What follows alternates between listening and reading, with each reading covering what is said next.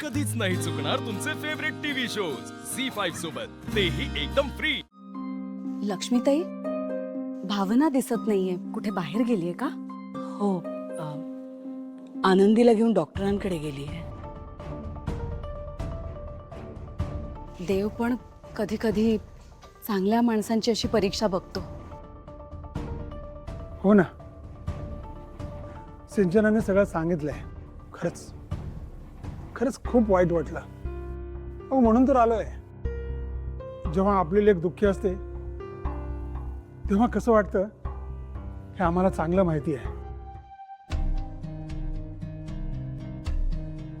पण तुम्ही काळजी करू नका, तुमच्या भावनाला खूप चांगलं स्थळ सांगून येईल. खरंय, पण ज्या माणसामुळे हा भयानक ऍक्सिडेंट झाला त्याला शिक्षा होईल ना? नाही म्हणजे हे जे काही झालंय ते त्या माणसामुळे झालं. बघा ना, कसा माणूस असेल तो. अहो, ऍक्सिडेंट नंतर तिकडे थांबला पण नाही तो. Hit and run, hit and run. पण मी काय म्हणते, माणुसकी नावाची गोष्ट आहे की नाही? ऍक्सिडेंट नंतर त्या माणसांना काही झालंय, लागलंय, डॉक्टरकडे न्यायला हवं असं वाटू नये. अहो, त्या व्यक्तीच्या निष्काळजीपणामुळे दोन चांगल्या माणसांचा जीव गेला. हो, काय झालेलं नाही. पप्पा, आपल्यामुळे ऍक्सिडेंट झाला. अरे, आपल्याला वेळ होईल गरजेचं राहायचं. काय नाही, चल तू. आता जे झालं ते झालं, त्याबद्दल दुःख करून काय होणार आहे? हे बघ, आता आपल्याला पुढचा विचार करायला पाहिजे. अगदी बरोबर आहे तुमचं. संपतराव, तुम्ही वेळात वेळ काढून इथे आलात आम्हाला भेटायला. मागचं सगळं झालं गेलं ते सगळं विसरून आम्हाला खरंच खूप बरं वाटलं. यावंच लागलं, पर्यायच नव्हता. आमची लेक दिली ना तुमच्या घरात.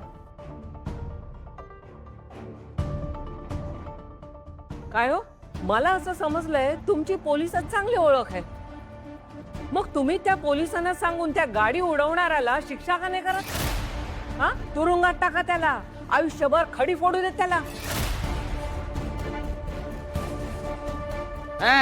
ते शक्य नाही आजी. आतापर्यंत काही चौकशी झाली नाही म्हणजे नक्कीच कोणीतरी मोठा माणूस होता तो. हा, नाही तर पब्लिकने सोडलं असतं. मीडिया डायरेक्ट घरात घुसते, बरोबर की नाही साहेब? हा, आपल्यासारख्या सामान्य माणसांना अशी प्रकरणं दाबणं शक्य नसतं.